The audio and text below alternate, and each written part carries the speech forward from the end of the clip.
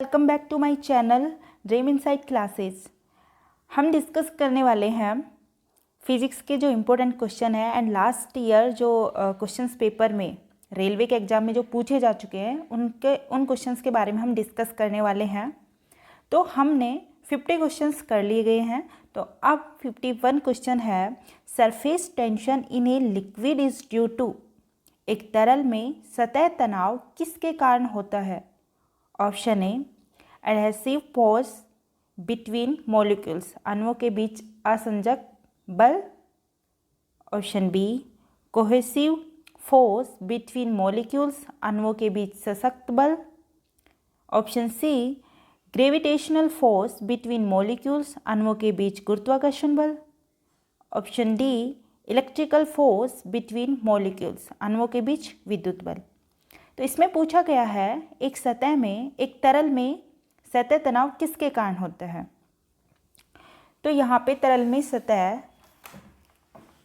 किसके कारण होता है? यहाँ अणुओं के बीच सशक्त बल, जो कोहेसिव बल बिटवीन मॉलिक्यूल्स, इसके कारण एक तरल में सतह तनाव होता है। Solution: The cohesive force between liquid molecules are responsible for the phenomenon known as surface tension. तो इसका जो सही आंसर होगा वो होगा option number B is the right answer. Okay, तो ऑप्शन बी है वो इसका हो जाएगा सही आंसर। ठीक है, चलते हैं नेक्स्ट क्वेश्चन पर।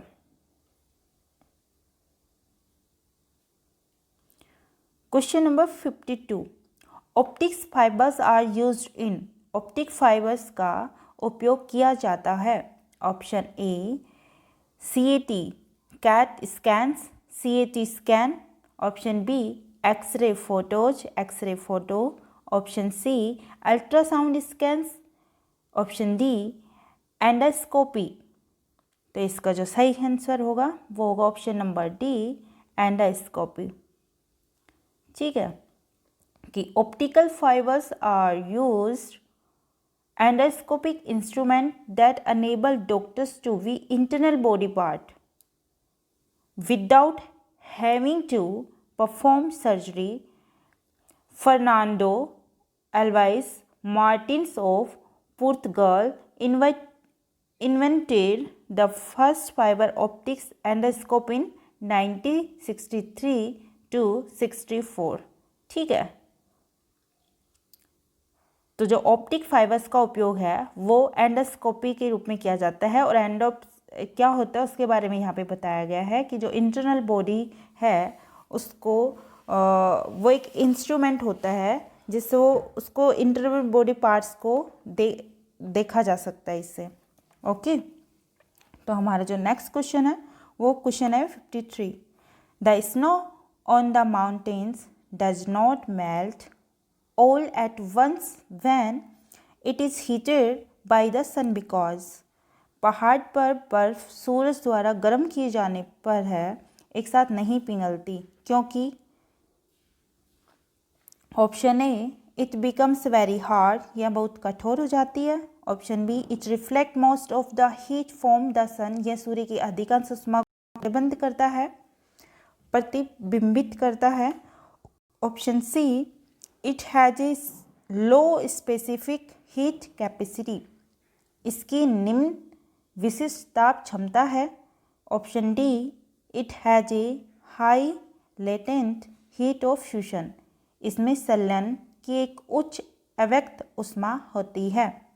तो इसका जो सही आंसर है वो होगा option number B is the correct answer, कि it reflect most the heat from the sun, यह सूर्य की अधिकांश ऊष्मा को प्रतिबिंबित करता है। तो ऑप्शन बी है वो इसका सही आंसर होगा। ठीक है, कि newly form snow reflect about 90% of the sunlight that falls upon it, this means that the sun is powerless to melt clean snow. ठीक है, next question 54, a person standing on a railway platform listens on the विषय of arriving and departing trains, the whistle here is तो railway platform पर खड़ा व्यक्ति आने जाने वाली ट्रेनों की सीटी सुनता है, तो सुनाई देने वाली सीटी डैश है। Option A the same in both cases in all respects, सभी में दोनों मामलों में समान। Option B of higher intensity when train arrives, train आने पर अधिक तीव्रता की। Option C of higher pitch when train arrives, train आने पर उच्च पिच की। Option D of higher pitch when train departs, train जाने पर उच्च पिच की। तो इसका जो सही आंसर है वो होगा option number C, the right answer. ठीक है, of higher pitch when train arrives, train आने पर उच्च पिच की। तो sound is a sequence of waves pressure that propagates through compressible media such as area of water. Sound can propagate through solids as well, but there are additional mode of propagation. Sound that it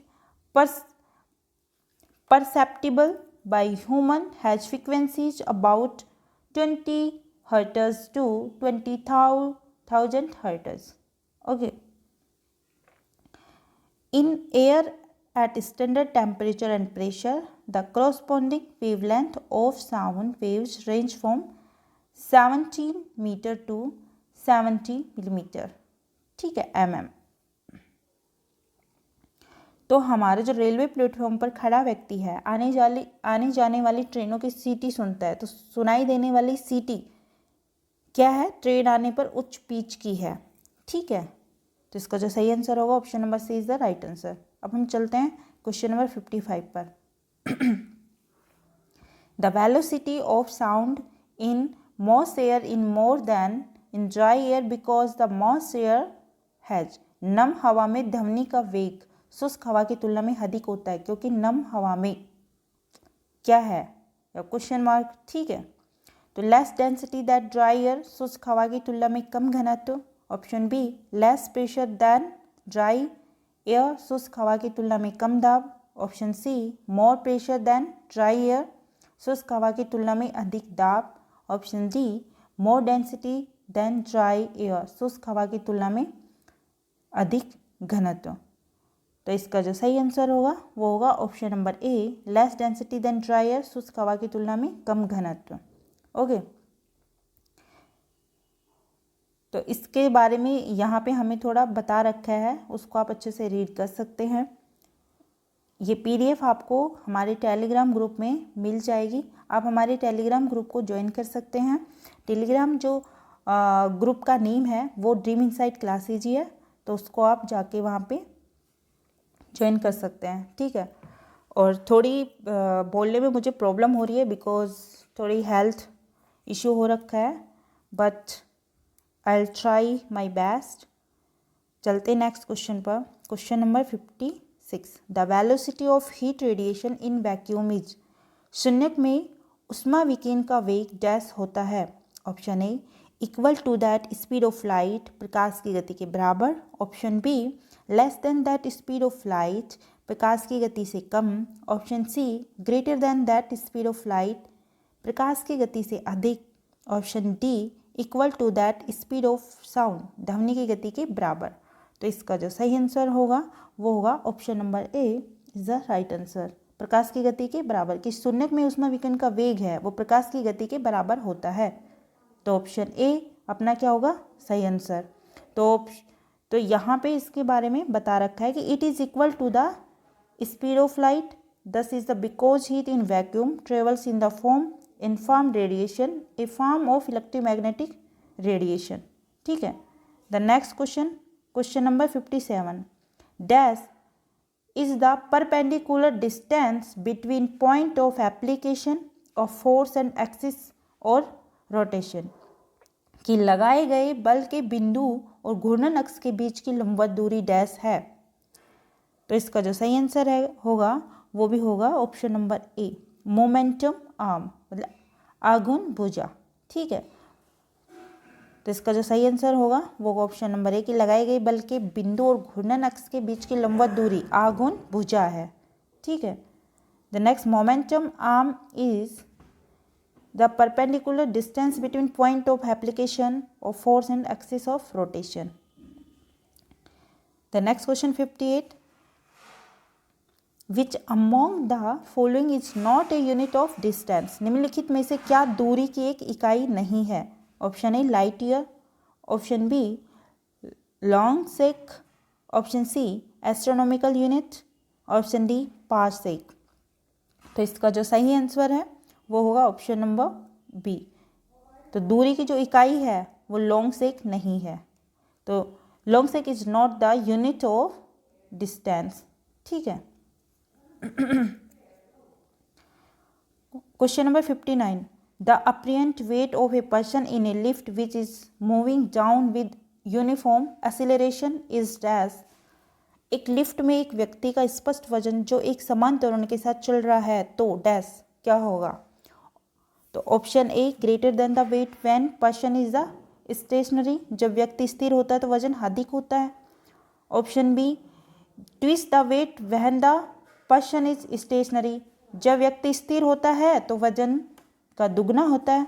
option C less than the weight when the person is stationary, जब व्यक्ति स्थिर होता है तो वजन से कम होता है। Option D same as the weight when the person is stationary, जब व्यक्ति स्थिर होता है तब वजन के समान होता है। तो इसका जो सही आंसर है वो होगा ऑप्शन नंबर सी। तो ऑप्शन नंबर सी है वो इसका सही आंसर होगा, जब व्यक्ति स्थिर होता है तो वजन से कम होता है। ठीक है।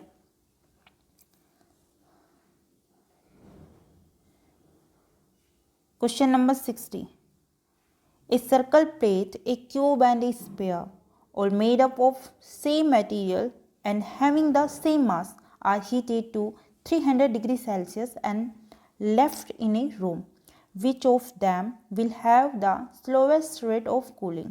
कि एक गोलाकार प्लेट, एक घन और एक गोला सभी एक सामग्री से बने होते हैं और सबका एक ही द्रव्यमान है को 300 डिग्री सेल्सियस तक गर्म किए जाते हैं। इन तीनों को और एक कमरे में छोड़ दिए जाते हैं, तो इनमें से शीतलन की सबसे धीमी दर किसकी होगी?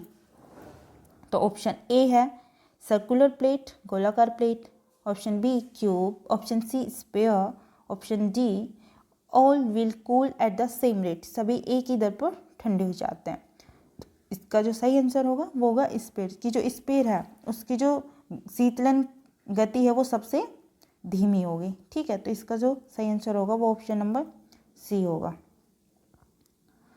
तो आज का जो क्विज क्वेश्चन है वो है वेव्स यूज फॉर टेलीकम्युनिकेशन और दूरसंचार के लिए किस प्रकार के तरंगों का उपयोग किया जाता है?